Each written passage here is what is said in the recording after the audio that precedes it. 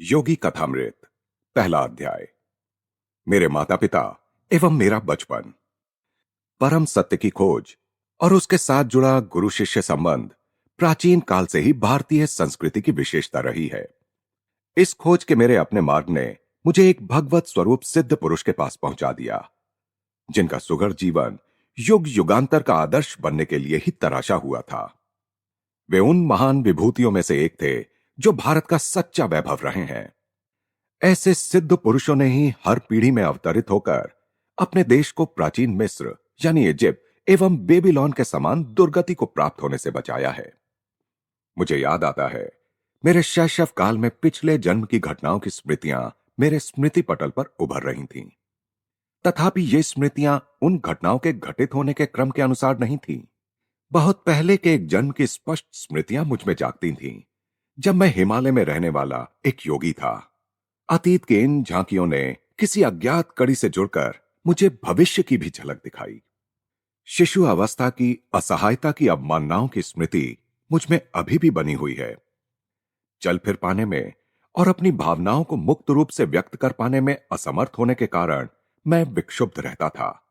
अपने शरीर की अक्षमताओं का भान होते ही प्रार्थना की लहरें मेरे भीतर उठने लगती थीं। मेरे व्याकुल भाव अनेक भाषाओं के शब्दों में मेरे मन में व्यक्त होते थे। विविध भाषाओं के आंतरिक संभ्रम के बीच मैं धीरे धीरे अपने लोगों के बंगाली शब्द सुनने का अभ्यस्त होता गया। यह थी शिशु मस्तिष्क की मन बहलाने की सीमा, जिसे बड़े लोग केवल खिलौनों और अंगूठा चूसने तक ही सीमित मानते हैं। इस मानसिक विक्षुब्धता और मेरा साथ न देने वाले शरीर के कारण कई बार मैं झल्लाकर आकुलता से रो पड़ता था। मेरी आकुलता पर परिवार में सबको होने वाला विस्मय मुझे याद है। सुखद स्मृतियां भी अनेक हैं। मेरी मां का दुलार और तुतलाने तथा लड़खड़ा के चलने के मेरे आरंभिक प्रयास। इन आरंभिक सफलताओं को सामान्यतः जल्दी ही भुला दिया जाता है, परंतु फिर भी ये आत्मविश्वास की स्वाभाविक आधारशिलाएं होती हैं। मेरी इन सुदूरगामी स्मृतियों का होना कोई अपूर्व बात नहीं है। अनेक योगियों के विषय में ज्ञात है कि उन्होंने जन्म मृत्यु के नाटकीय अवस्था परिवर्तन में भी अपने आत्मबोध को बनाए रखा। यदि मनुष्य केवल शरीर होता तो निसंशय उसकी मृत्यु के साथ ही उसका अस्तित्व समाप्त हो जाता। किंतु यदि युग युगांतर से सिद्ध महात्माओं ने सत्य प्रतिपादित किया है, तो मानव मूलतः अशरीरी सर्वव्यापी आत्मा है। शैशवावस्था की सुस्पष्ट स्मृतियों का होना विलक्षण तो है, किंतु ऐसी घटनाएं अति दुर्लभ भी नहीं। अनेक देशों में यात्रा करते हुए मैंने अनेक सत्यनिष्ठ स्त्री पुरुषों के मुख से उनकी शैशवावस्था की स्मृतियां सुनी हैं। मेरा जन्म पूर्वोत्तर भारत में हिमालय पर्वत श्रेणी के निकट स्थित गोरखपुर में 5 जनवरी 1893 ईस्वी को हुआ था। वहीं मेरे जीवन के पहले 8 वर्ष व्यतीत हुए थे। हम 8 बच्चे थे, 4 भाई और 4 बहनें। मैं मुकुंदलाल घोष भाइयों में दूसरा और माता पिता की चौथी संतान था। मेरे माता पिता बंगाली क्षत्रिय थे। दोनों ही संत प्रकृति के थे। उनके शांत एवं शालीन दांपत्य प्रेम में कभी कोई अनर्थक व्यवहार व्यक्त नहीं हुआ। माता पिता के बीच आपसी सामंजस्य चारों ओर चलने वाले 8 नन्हे जीवों के कोलाहल का शांत केंद्र था। मेरे पिता श्री भगवती चरण घोष स्वभाव से दयालु, गंभीर और कभी कभी कठोर थे। उनसे अत्यंत प्यार करते हुए भी हम बच्चे उनसे आदर युक्त दूरी बनाए रखते थे। वे असाधारण गणितज्ञ और तर्कशास्त्र वेत्ता थे और मुख्यतः अपनी बुद्धि से ही काम लेते थे। किंतु मां तो स्नेह की देवी थी और हमें केवल प्रेम के द्वारा ही सिखाती थी। मां के देहांत के पश्चात पिताजी अपनी आंतरिक कोमलता अधिक स्पष्ट रूप से व्यक्त करने लगे।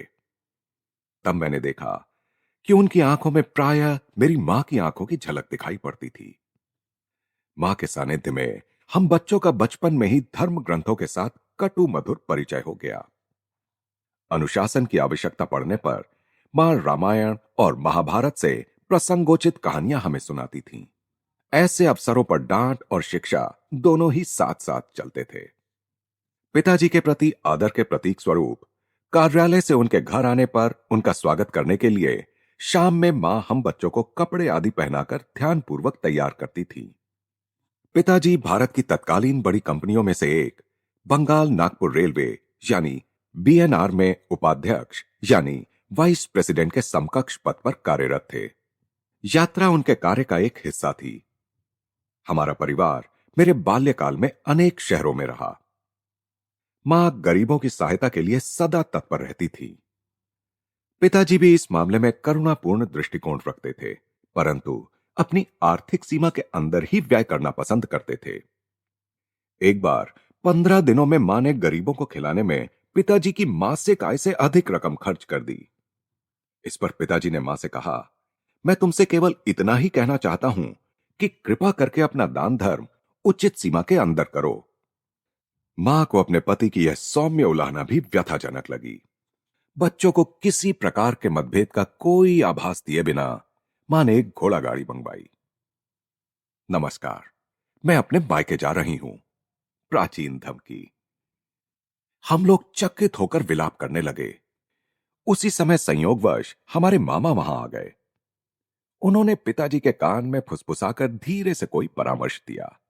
निसंशय सदियों से चला आ रहा कोई उपाय। पिताजी के कुछ संधिजनक स्पष्टीकरण के बाद मां ने खुशी खुशी घोड़ा गाड़ी लौटा दी। अपने माता पिता के बीच मेरे द्वारा देखे गए एकमात्र विवाद का इस प्रकार अंत हुआ। परंतु एक विशेष संवाद मुझे याद आता है। कृपया अभी अभी घर पर आई एक असहाय महिला को देने के लिए मुझे 10 रुपए दीजिए। मां की मुस्कुराहट में मनाने की अपनी एक शक्ति थी। 10 किस लिए? 1 रुपया काफी है। पिताजी ने इसके साथ एक औचित्य समर्थन भी जोड़ दिया। जब मेरे पिताजी और दादा दादी की अचानक मृत्यु हो गई, तब मैंने गरीबी को पहली बार अनुभव किया। मीलों चलकर स्कूल जाने से पहले मेरा नाश्ता होता था केवल एक छोटा केला। कॉलेज पहुंचने तक मेरी अवस्था इतनी बुरी हो गई कि मैंने एक धनी न्यायाधीश से मासिक 1 रुपए की सहायता के लिए प्रार्थना की। उसने यह कहते हुए मना कर दिया कि 1 रुपया भी मूल्यवान होता है। मां के हृदय से तत्काल तर्क उभरा, उस 1 रुपए के मना किए जाने की आपको कितनी कड़वी याद है। क्या आप चाहते हैं कि यह महिला भी आपके द्वारा इन 10 रुपयों को मना किए जाने की वैसी ही दुखद स्मृति अपने मन में रखे जिनकी उसे तीव्र आवश्यकता है? तुम जीती। पराभूत पति की सनातन भाव भंगिमा के साथ पिताजी ने अपना बटुआ खोला और कहा, यह लो 10 रुपए का नोट। उस महिला को यह मेरी शुभकामनाओं सहित दे दो। किसी भी नए प्रस्ताव पर पहले नहीं कह देना पिताजी का स्वभाव था। इतनी सहजता से मां की सहानुभूति जगाने वाली उस अपरिचिता के प्रति पिताजी का रवैया उनकी स्वभावगत सतर्कता का एक उदाहरण था। तत्क्षण कोई बात स्वीकार कर लेने में अनिच्छा वस्तुतः सोच विचार के बाद निर्णय के सिद्धांत का पालन मात्र है। मैंने सदा ही देखा कि पिताजी उचित और संतुलित निर्णय लेते थे।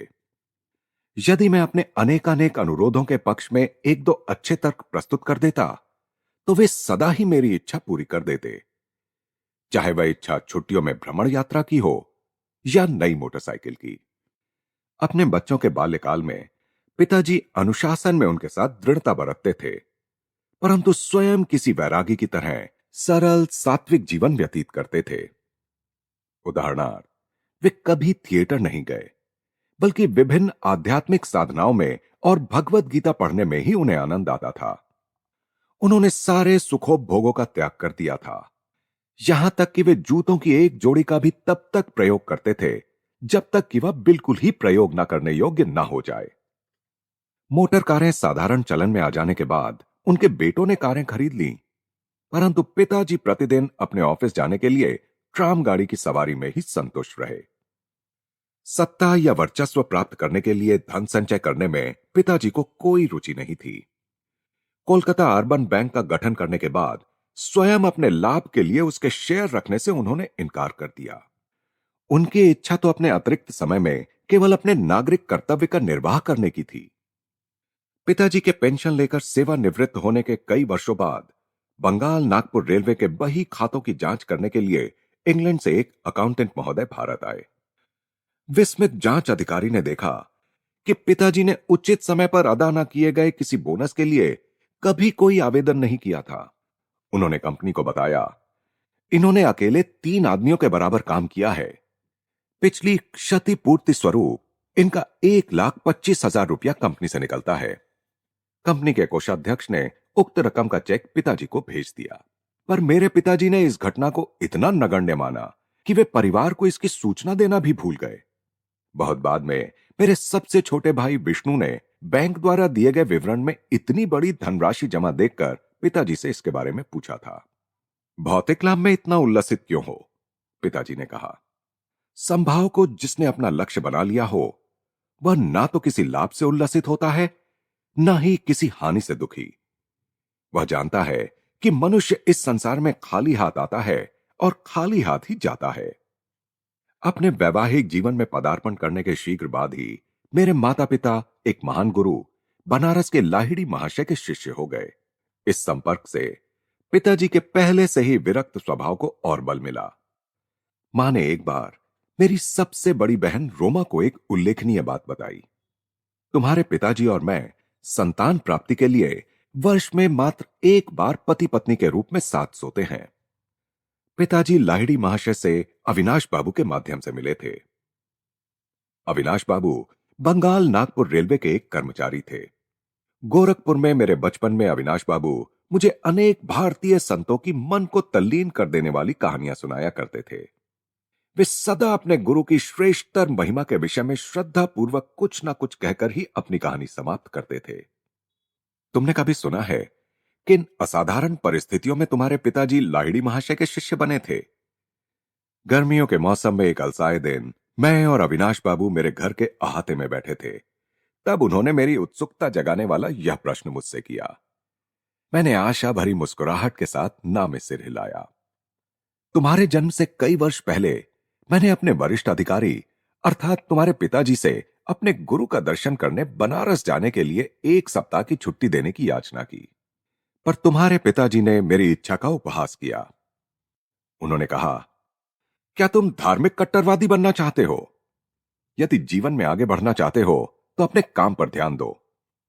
झाड़ियों में से गुजरती एक पगडंडी से उस दिन उदास मन लिए मैं घर जा रहा था कि पालकी पर सवार तुम्हारे पिताजी से मेरी मुलाकात हो गई। उन्होंने पालकी और नौकरों को विदा कर दिया और मेरे साथ चलने लगे। मुझे सांत्वना देने के लिए वे सांसारिक सफलता के लिए प्रयास करने के लाभ मुझे समझाने लगे, पर मैं उनकी बातें बेमन होकर सुन रहा था। मेरा हृदय बार बार यही पुकार रहा था, लाहिड़ी महाशय, मैं आपके दर्शन के बिना जी नहीं सकता। हम लोग चलते चलते एक सुनसान मैदान के किनारे पहुंच गए, जहां सांध्यकालीन सूर्य की किरणें लहराती ऊंची जंगली घास पर चमक रही थी।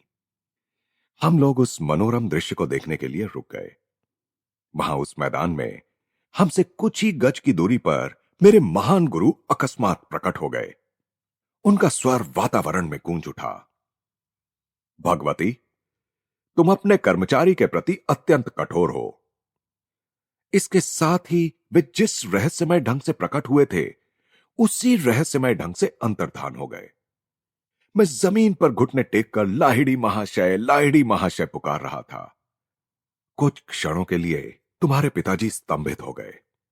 अविनाश, मैं न केवल तुम्हें छुट्टी दे रहा हूं, बल्कि वाराणसी जाने के लिए मैं स्वयं भी छुट्टी ले रहा हूं। तुम्हारी सहायता करने के लिए जब चाहे अपनी इच्छा के अनुसार प्रकट होने की शक्ति रखने वाले इन महान लाहिड़ी महाशय के दर्शन मुझे करने ही होंगे। मैं अपनी पत्नी को भी साथ लूंगा और इन महान गुरु से प्रार्थना करूंगा कि वे हमें अपने आध्यात्मिक पथ में दीक्षित करें। क्या तुम हम दोनों को उनके पास ले चलोगे? अवश्य। अपनी प्रार्थना के इस चमत्कारपूर्ण उत्तर को पाकर और घटनाओं के इतने शीघ्र अनुकूल मोड़ लेने पर मेरा मन आनंद से गदगद हो उठा था। अगले दिन शाम को तुम्हारे माता पिता और मैं रेलगाड़ी से वाराणसी के लिए चल पड़े। अगले दिन हम लोग वहां पहुंचे तो कुछ दूर तक घोड़ागाड़ी से गए और फिर तंग गलियों में से चलते हुए मेरे गुरु के घर पहुंचे। उनका घर आसानी से दिखाई नहीं पड़ता था। उनकी छोटी सी बैठक में प्रवेश करने पर वहां हमेशा की तरह पद्मासन में बैठे हुए गुरुदेव को हमने प्रणाम किया। उन्होंने अपनी हृदय वेदी आंखें झपकाईं और उन्हें तुम्हारे पिताजी पर स्थिर कर दिया। भगवती, तुम अपने कर्मचारी के प्रति अत्यंत कठोर हो। 2 दिन पहले घास भरे मैदान में कहे हुए वही शब्द उन्होंने फिर से दोहराए। फिर उन्होंने आगे कहा, मुझे खुशी है कि तुमने अविनाश को आने की अनुमति दी और साथ में तुम भी अपनी पत्नी को साथ लेकर यहां आ गए। तुम्हारे माता पिता को अत्यंत आनंद हुआ कि गुरुदेव ने उन्हें क्रिया योग की दीक्षा दी। उस पवित्र दर्शन के अविस्मरणीय दिन से ही तुम्हारे पिताजी और मैं गुरु भाई के रिश्ते से घनिष्ठ मित्र रहे हैं। लाहिड़ी महाशय ने तुम्हारे जन्म में विशेष रुचि दिखाई थी। तुम्हारा जीवन निश्चय ही स्वयं उनके जीवन के साथ जुड़ा रहेगा। गुरुदेव का आशीर्वाद कभी निष्फल नहीं होता। मेरे जन्म के थोड़े ही दिन बाद लाहिड़ी महाशय ने इस जगत से प्रस्थान कर लिया। पिताजी का जहां जहां भी स्थानांतरण होता था, वहां वहां लाहिड़ी महाशय की एक सुंदर अलंकृत फ्रेम में सजी हुई फोटो हमारे पूजा घर में देवताओं के चित्रों और मूर्तियों के साथ विराजमान रहती थी। लगभग रोज ही सुबह और शाम को मां और मैं उस पूजा वेदी के सामने ध्यान लगाकर बैठते थे और चंदन सिक्त पुष्प अर्पण करते थे। धूप और गुग्गल के साथ साथ अपनी संयुक्त भक्ति द्वारा हम उस ईश्वरत्व की पूजा करते थे जो लाहिड़ी महाशय में पूर्णतः अभिव्यक्त हुआ था। उनकी उस फोटो का मेरे जीवन पर जबरदस्त प्रभाव पड़ा। जैसे जैसे मैं बड़ा होता गया, वैसे वैसे मेरे मन में उस महान गुरु का विचार अधिक दृढ़ होता गया। ध्यान में प्रायः मैं देखता कि उनकी छवि उस छोटे से फ्रेम से बाहर आ गई है और जीवित रूप धारण कर मेरे सामने बैठ गई है। जब मैं उनके ज्योतिर्मय शरीर के चरणों का स्पर्श करने का प्रयास करता, तब वे बदलकर पुनः चित्र बन जाते। जब मैंने बाल्यावस्था से किशोरावस्था में प्रवेश किया, तो देखा कि फ्रेम में जकड़ी लाहिड़ी महाशय की छोटी सी छवि मेरे मन में जीवित ज्ञान प्रदायिनी उपस्थिति बनकर विराजमान हो चुकी है। किसी उलझन या परीक्षा की घड़ी में मैं प्रायः उनसे प्रार्थना करता और अपने अंतर में उनका सांत्वनादायक मार्गदर्शन पाता। पहले पहले तो मुझे दुख होता था कि वे शारीरिक रूप में जीवित नहीं थे, किंतु जैसे जैसे मुझे उनकी गुप्त सर्वव्यापकता का पता चलता गया, वैसे वैसे मेरा दुख कम होता गया। अपने उन शिष्यों को जो उनके दर्शन के लिए अति लालायित रहते थे, वे प्रायः लिखा करते थे, जब मैं सदा तुम्हारे कूटस्थ यानी दिव्य दृष्टि की पहुंच में हूं, तो मेरे अस्थि मांस को देखने के लिए आने की क्या आवश्यकता है। लगभग 8 वर्ष की आयु में मुझे लाहिड़ी महाशय की फोटो के माध्यम से चमत्कारी स्वास्थ्य लाभ का आशीर्वाद प्राप्त हुआ। इस अनुभव ने मेरे प्रेम को और भी अधिक उत्कट कर दिया। जब मैं बंगाल के इच्छापुर में अपने पारिवारिक घर में रह रहा था, तब मुझे हैजा हो गया। मेरे बचने की कोई आशा नहीं रही। डॉक्टर कुछ भी नहीं कर पा रहे थे। मेरे बिस्तर के पास बैठी मां ने भाव विह्वलता के अतिरेक के साथ मेरे सिर के ऊपर टंगी लाहिड़ी महाशय की फोटो की ओर देखने का मुझे इशारा किया। उन्हें मन ही मन प्रणाम करो। वे जानती थीं कि प्रणाम करने के लिए हाथ उठाने की शक्ति मुझ में नहीं बची थी। यदि तुम सचमुच अपनी भक्ति प्रकट करोगे और अपने अंतर में उनका चरण स्पर्श करोगे, तो तुम्हें जीवन दान मिल जाएगा। मैंने उनकी फोटो की ओर देखा तो वहां आंखें चौंधियाने वाला प्रखर प्रकाश दिखाई पड़ा, जिसने मेरे शरीर और पूरे कमरे को अपने में समा लिया। मेरी मिचलाहट और अन्य अनियंत्रणीय लक्षण समाप्त हो गए। मैं स्वस्थ हो गया। तत्क्षण ही मुझ में इतनी शक्ति आ गई कि अपने गुरु में अपार श्रद्धा रखने वाली मां का मैंने झुककर चरण स्पर्श किया। मां बार बार उस छोटी सी फोटो पर अपना माथा टेक रही थी। हे सर्वव्यापी गुरुदेव, मैं आपकी कृतज्ञ हूं कि आपके आलोक ने मेरे पुत्र को अच्छा कर दिया। मैं समझ गया कि उन्होंने भी उस तेजोमय ज्योति का दर्शन किया था, जिसकी महिमा से मैं उस साधारणतया प्राण घातक साबित होने वाली बीमारी से एकाएक अच्छा हो गया था। मेरे पास जो कुछ भी अनमोल चीजें हैं, उनमें एक वह फोटो भी है। स्वयं लाहिड़ी महाशय द्वारा पिताजी को दी गई यह फोटो एक पवित्र स्पंदन से युक्त है। इस फोटो के पीछे भी एक चमत्कारिक कहानी है। मैंने यह कहानी पिताजी के गुरु भाई काली कुमार राय से सुनी थी। ऐसा प्रतीत होता है कि लाहिड़ी महाशय को अपनी फोटो खिंचवाना अच्छा नहीं लगता था। एक बार उनके विरोध के बावजूद उनकी और उनके कई शिष्यों की, जिनमें कालीकुमार राय भी शामिल थे, एक सामूहिक फोटो खींची गई।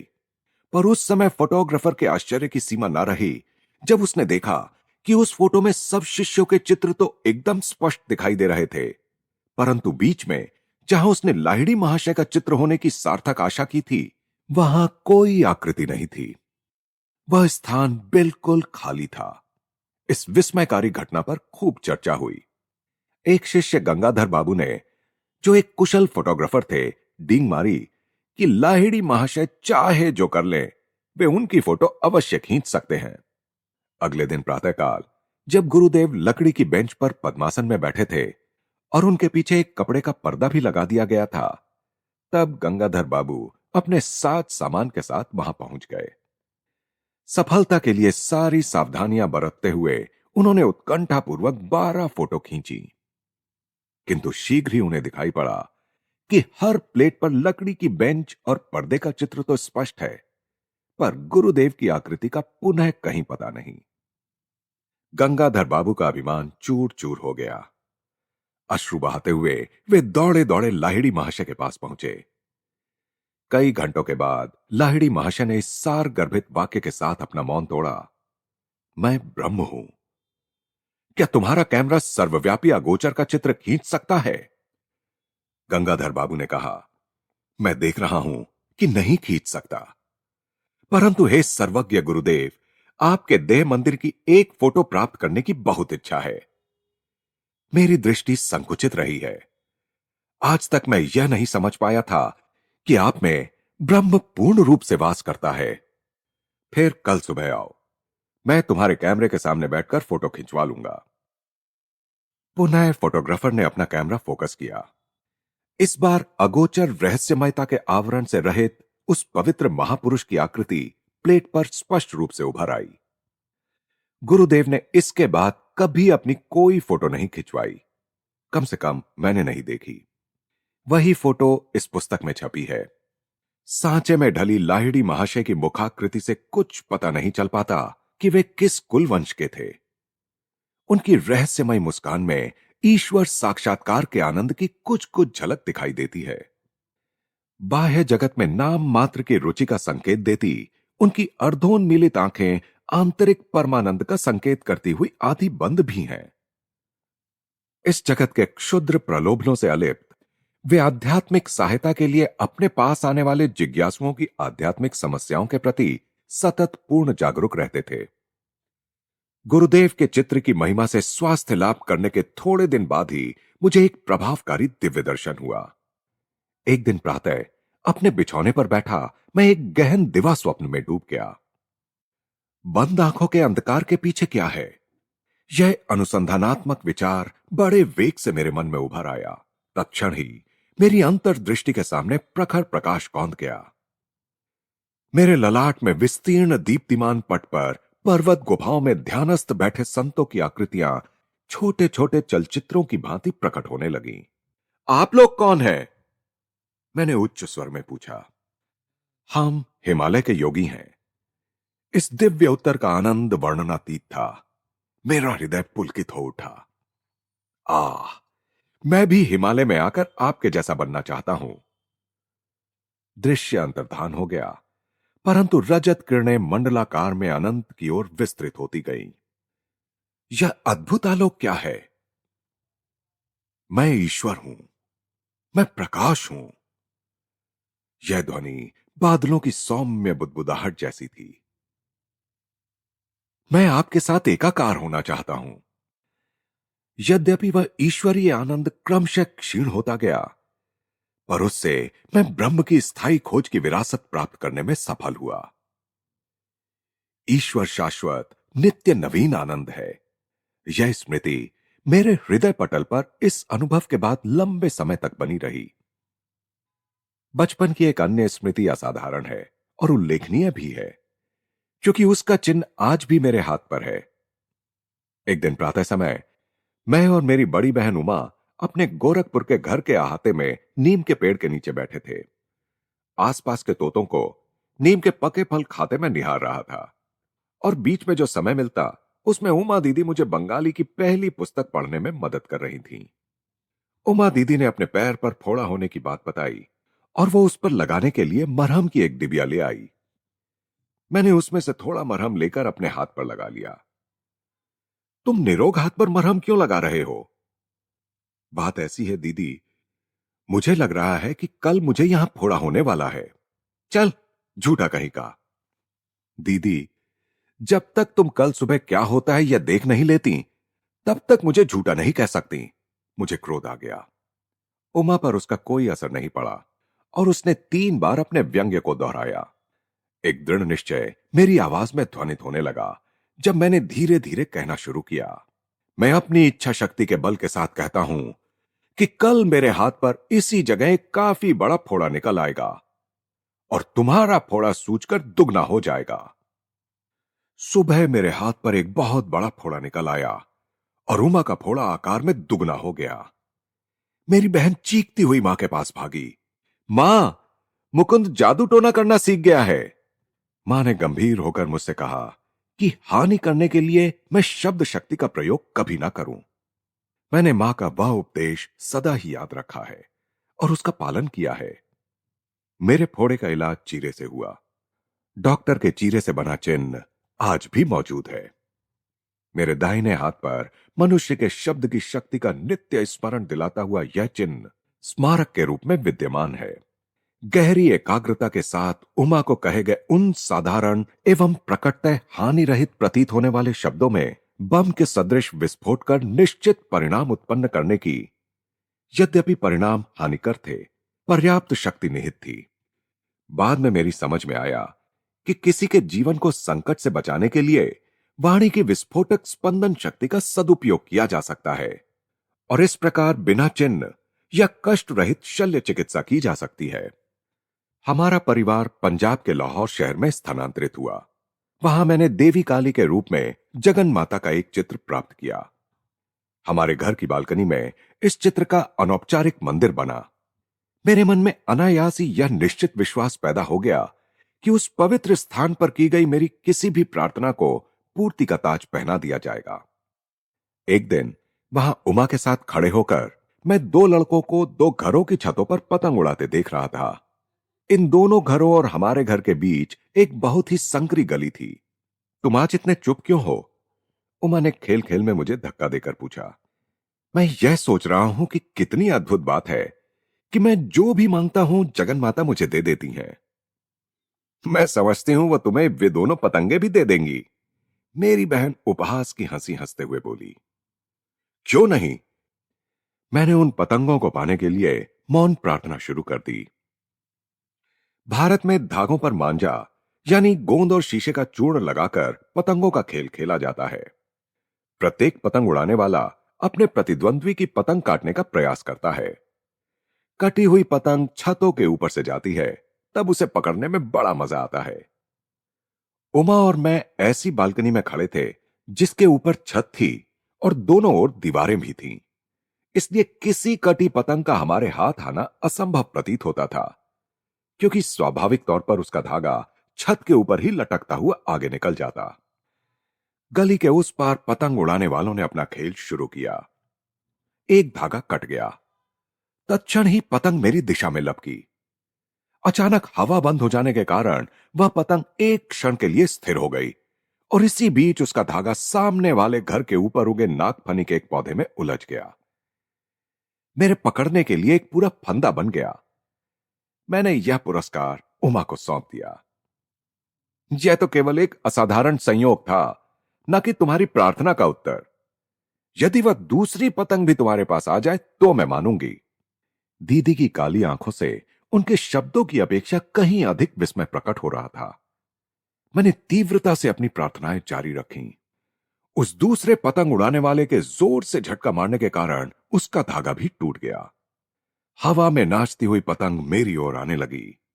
मेरे सहायक नागफनी के पौधे ने फिर से धागे को उलझाकर आवश्यक फंदा बना दिया ताकि मैं उसे पकड़ सकूं। मैंने अपना यह दूसरा पुरस्कार भी उमा को भेंट कर दिया। सचमुच जगन माता तुम्हारी प्रार्थना सुनती हैं। यह सब मेरे लिए विलक्षण है। दीदी भयभीत मृगशावक की भांति भाग गई।